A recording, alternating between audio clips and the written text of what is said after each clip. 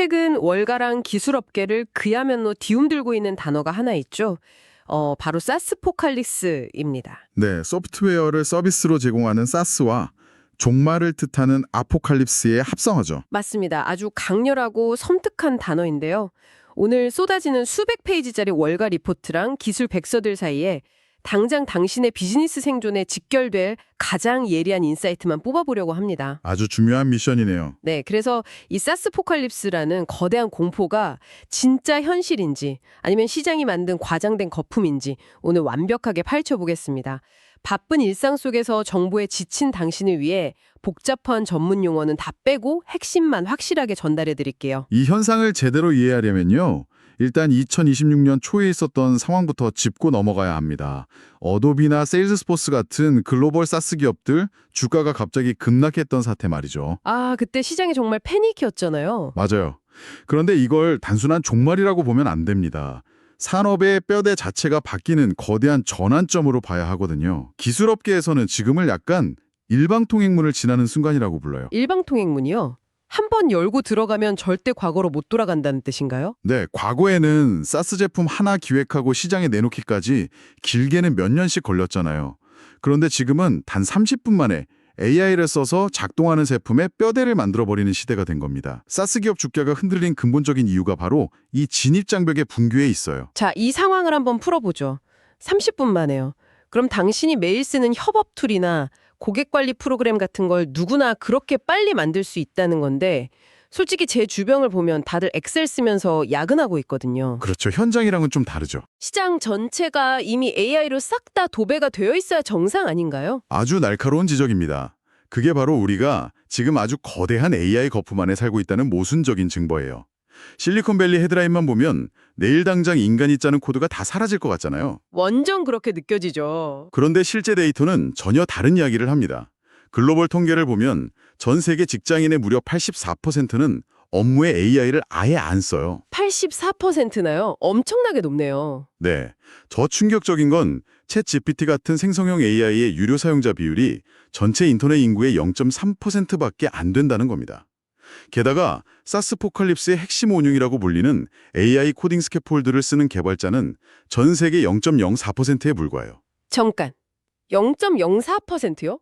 그 정도면 사실상 통계적 오류 수준 아닌가요?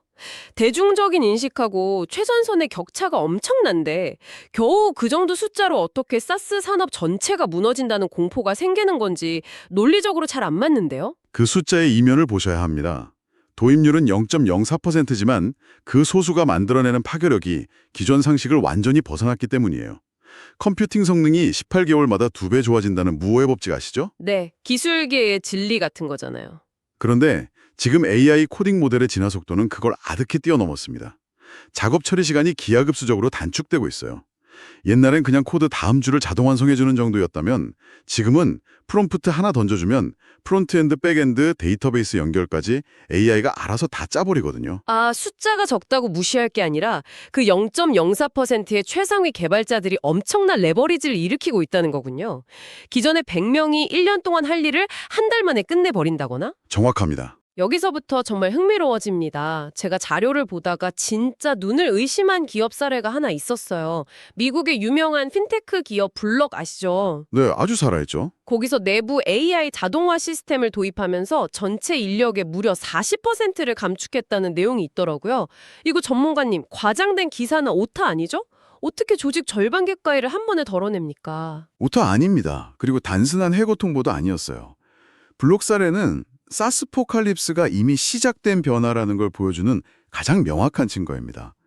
기업 내부 비용 구조 자체를 AI 중심으로 완전히 뜯어고친 거예요. 백오피스 업무 같은 걸 타겟으로 한 건가요? 맞습니다. 인사, 재무, 단순 데이터 처리 같은 업무들이요. 기존엔 이 업무를 하려고 수많은 사람을 뽑고 그 사람들이 쓸 수십 개의 사스 프로그램들을 결제했잖아요.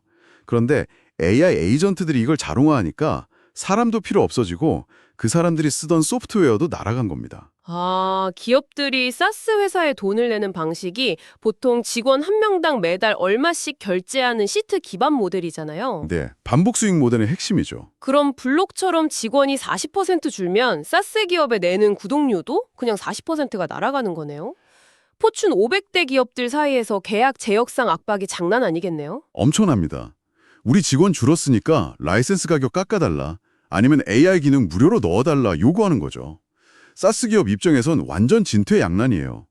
이것을 더 큰 그림과 연결해본다면 시트리니 리서치에서 나온 아주 논증적인 시나리오가 있습니다. 아, 저도 그 리포트 봤습니다. 저는 솔직히 읽으면서 일자리 줄어드는 건 알겠는데 이게 거시경제나 금융위기로까지 번진다고? 너무 비약 아닌가 싶었거든요. 전문가님은 이 메커니즘 어떻게 보시나요? 비약처럼 들릴 수 있는데 아주 냉혹하고 논리적인 도미노 모델입니다. 지금 이 방송을 들으며 출근하고 계실 당신을 예로 들어보죠. 당신의 회사에 개인 AI 상담원이 도입돼서 중간 관리자나 백오피스 직원들을 대체하기 시작합니다. 소득이 급감하거나 직장을 잃은 화이트칼라 노동자들이 생기겠네요. 네, 그럼 이들이 가장 먼저 뭘 할까요? 당장 넷플릭스나 스포티파이 같은 구독 서비스부터 해지하겠죠. 외식이나 쇼핑도 확 줄일 거고요. 맞습니다. 시트리니 리서치는 바로 그 지점을 파고들어요. 기술업계랑 백오피스, 화이트컬러 노동자들이 사실상 소비시장을 지탱하는 상위 20% 계층과 접치거든요. 아, 그들의 소비가 줄면 곧바로 신용카드 사용량이 폭락하겠군요. 그렇죠. 신용카드 회사 수수료 수익이 박살나고 대출 연체율이 치솟으면서 금융산업 전반에 치명적인 타격을 준다는 게 이 시나리오의 핵심입니다. 여기서 아주 흥미로운 개념이 하나 나오는데 바로 유령 GDP예요. 유령 GDP요? 실체가 없는 경제 성장이라는 뜻인가요? 비슷합니다. 지난 제로금리 시대에 기업들이 앞다투어 사람을 과잉 채용하고 무분별하게 사스 도구들을 결제했잖아요. 실제 생산성이랑 무관하게 소프트웨어 구독료라는 명목으로 돈이 돌면서 GDP 숫자를 부풀렸던 거죠. 아, AI를 하는 바늘이 그 비효율의 풍선을 터뜨리면서 실체 없이 쌓여있던 유령 GDP가 한순간에 증발하고 있다는 분석이군요. 네, 그렇습니다. 듣고 보니 단순한 기술 트렌드가 아니라 실물 경제의 뇌관이 될 수도 있겠네요. 그런데 이 AI 확산이 일반적인 메신저나 회계 프로그램에만 영향을 주는 게 아니잖아요. 방어막이 꽤 두터워 보이는 사이버 보안 시장에서도 엄청난 충격파가 있었다고 들었는데요. 네, 최근 발생한 클로드 코드 시큐리티 사태가 대표적입니다. 사이버 보안은 기업 심장 같아서 웬만하면 솔루션 교체를 안 하거든요. 그런데 엔스로픽이 AI 기반 보안 도구를 기습 출시하자마자 그날 하루 만에 기존 보안 사스 상장사들 시가총액 수십조 원이 말 그대로 증발해버렸습니다. 아니, 제품 하나 출시했다고 그 견고한 기업들 가치가 그렇게 빠진다고요? 시장에 너무 과민 반응한 건 아닐까요? 시장은 본능적으로 구조적 변화를 냄새 맡은 겁니다. 재밌는 건 이런 보안 위협 급증 자체가 또 다른 AI들 때문이라는 사실이에요. 해커들이 AI를 쓴다는 뜻이죠. 네, 해커들이 AI로 수만 개의 변종 악성 코드랑 피싱 공격을 쏟아내니까 기존 룰 기반 소프트웨어로는 도저히 막을 수가 없는 거예요. 결국 AI가 만든 혼란을 방어하려면 더 똑똑한 AI의 실시간 방어 체계가 필요해진 거죠. 공격도 AI가 하고 방어도 AI가 하는 창과 방패의 싸움이네요. AI 도입이 또 다른 AI 도입을 촉진하는 무한 루프고요. 맞습니다. 그렇다면 이 싸움에서 무기를 팔고 있는 오픈 AI나 엔스로픽 같은 개발사들은 돈을 갈퀴로 긁어모으고 있겠는데요. 기존 사스 기업들 파일을 다 흡수하니까요. 겉보기엔 그렇지만 내부 수익 데이터를 보면 또 다른 치열한 전장이 있습니다. 최근 엔스로픽 성장 속도가 오픈 AI를 위협할 정도로 가파른데 그 비결이 바로 코딩 모델이 만드는 플라이휠 효과예요. 플라이휠이요? 코딩 잘하는 AI가 알아서 회사를 키워준다는 건가요? 원리가 이렇습니다. 코딩 기가 막히게 잘하는 모델을 출시하면 전 세계 0.04% 최상급 개발자들이 몰려와서 엄청나게 복잡한 코드를 짭니다. AI 회사는 그 결과물이랑 피드백 데이터를 다시 흡수해서 다음 세대 모델을 학습시키죠. 아, 코딩 능력이 폭발적으로 좋아지니까 더 많은 기업 고객이 몰리고 수익이 느는 선순환이네요. 네. 이 순환고리를 먼저 장악하는 자가 다음 시대 운영체제를 지배하는 겁니다. 하지만 이들에게도 치명적인 변수가 있어요. 바로 오픈웨이트 모델들입니다. 메타의 라마같이 가중치 데이터까지 다 공개해버리는 무료 오픈소스 진영 말씀하시는 거죠? 맞습니다. 빅테크들은 천문학적인 컴퓨팅 비용을 감당해야 하는데 거의 비슷한 성분이 오픈웨이트 모델들이 무료로 풀리면서 가격 하방 압력을 엄청나게 가하고 있어요. 이 AI 거인들조차도 자체 비용 압박과 무료 모델 추격이라는 벼랑 끝에서 아슬아슬하게 줄타기를 하는 상황입니다. 승자 독식인 줄 알았는데 그 승자조차 생존을 장담할 수 없는 혼돈이네요. 자, 지금까지 거시경제랑 거대 기업들 전쟁을 봤는데 이제 시선을 좀 돌려보죠. 지금 방송을 듣고 계실 당신의 개인적인 삶과 업무 환경으로 말입니다. 아주 중요한 포인트입니다. 최근 개발자 커뮤니티에서 폭발적인 지지를 얻는 오픈클로 운동이라는 게 있던데 이건 기존 빅테크 AI들이랑 뭐가 다른 건가요? 오픈클로는 사스포칼립스 이후를 준비하는 개인들의 아주 강력한 생존 전략이에요. 기존 AI들은 결국 남의 서버에 있는 임대용 모델이잖아요. 매달 돈도 내야 하고요. 회사 정책 바뀌면 하루아침에 내 비즈니스가 멈출 수도 있죠. 네, 그래서 오픈클론의 핵심 철학은 개인 소유형 AI 에이전트를 구축하자는 겁니다. 나만의 비서, 나만의 에이전트를 내 컴퓨터나 개인 클라우드에 직접 둔다는 개념이군요. 그렇습니다. 획일화된 도구를 쓰는 게 아니라 내 업무 스타일, 내가 쓴 이메일, 계획서 데이터들을 오직 나에게만 학습시키는 겁니다.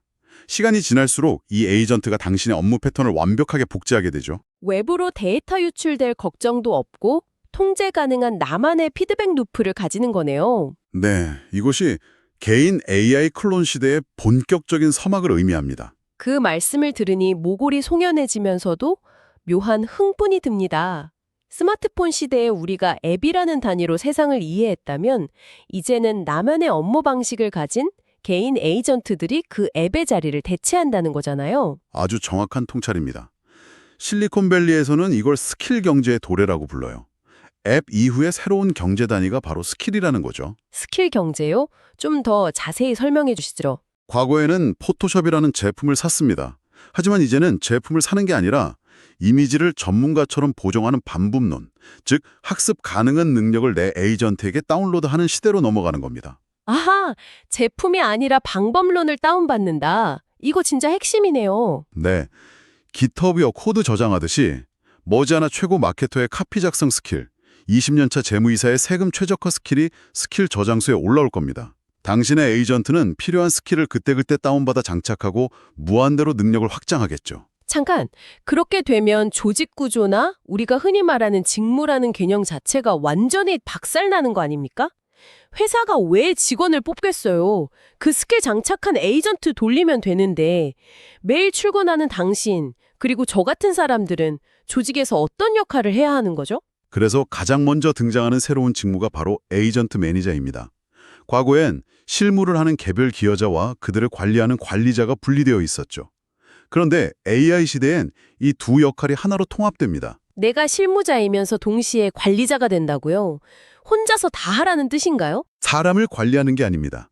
당신은 당신 밑에 배속된 50개의 전문화된 AI 에이전트들을 관리하는 매니저가 되는 겁니다. 오, 어떤 에이전트한텐 데이터 크롤링 스킬 주고 어떤 애한텐 보고서 쓰는 스킬을 주는 식이겠네요. 맞습니다. 당신은 이 에이전트들이 제대로 일하는지 오케스트라 지휘자처럼 조율하고 퀄리티를 검수하면서 최종 방향성을 결정하는 역할을 맡게 돼요. 직무 설명서가 어떤 소프트웨어를 다룰 줄 아는가에서 얼마나 많은 에이전트를 설계하고 통제하는가로 뒤바뀌는 겁니다. 그래서 이 모든 게 무슨 의미일까요? 처음 사스포칼립스라는 단어로 시작했을 땐 그냥 주가 떨어지는 1차원적인 금융 뉴스인 줄 알았습니다. 하지만 전문가님과 이 깊은 심층의 팩트들을 해체하고 나니 단순한 기술의 종말이 아니네요. 네, 새로운 시작에 가깝죠. 84%가 눈치채지 못한 사이 0.04%가 만들어낸 나비 효과가 기업 계약을 무너뜨리고 거시경제 소비를 위협하며 결국 우리 각자가 어떻게 일하는가에 대한 본질적인 방법론까지 모조리 재작성하는 거대한 역사의 전환점입니다. 그렇습니다. 결국 제품은 복제되지만 방법론은 축적됩니다. 기존 사스 기업들이 무너지는 건 그들의 제품이 대체 가능해졌기 때문이에요. 하지만 당신이 수년 동안 고민하며 쌓아온 고유한 방법론은 쉽게 복제되지 않습니다. 그 방법론을 가장 빠르고 날카로운 AI 스킬로 변환해서 무기로 삼는 것. 그것이 다가오는 지각 변동 속에서 개인이 가질 수 있는 가장 강력한 경쟁력이 되겠네요. 맞습니다. 여기서 사회적 준비나 개인적 커리어에 대해 생각해 봐야 할 텐데요. 오늘 대화를 마무리하며 당신에게 새로운 도발적인 질문을 하나 던지고 싶습니다. 좋습니다. 어떤 질문인가요? 만약 멀지 않은 미래에 우리가 매일 사용하는 수많은 소프트웨어들을 인간이 아닌 AI 에이전트가 독립적으로 다루고 결제하기 시작한다면 그때 소프트웨어 기업의 진짜 고객은 사람이 될까요? 아니면 AI가 될까요? 당신은 누구를 위한 서비스를 기획해야 할까요? 와, 그 질문은 정말 관점을 완전히 뒤집어 버리네요. 당신이 매일 반복하는 업무 과정들을 떠올려 보십시오. 당신의 모든 노하우를 다운받은 50개의 에이전트 군단이 투입될 때 당신은 그들을 능숙하게 지휘할 오리지널 방법론을 가지고 있습니까? 당신이 파는 것이 누구나 아는 도구 사용법인지 대체 불가능한 관점인지 철저히 점검해 보시길 바랍니다. 아주 치열한 고민이 필요한 시점입니다. 이 질문에 대한 당신만의 답을 찾는 과정이 밀려오는 사스포칼립스 파도 속에서 당신을 지켜줄 가장 튼튼한 구명정이 될 것입니다. 시청해주셔서 감사합니다.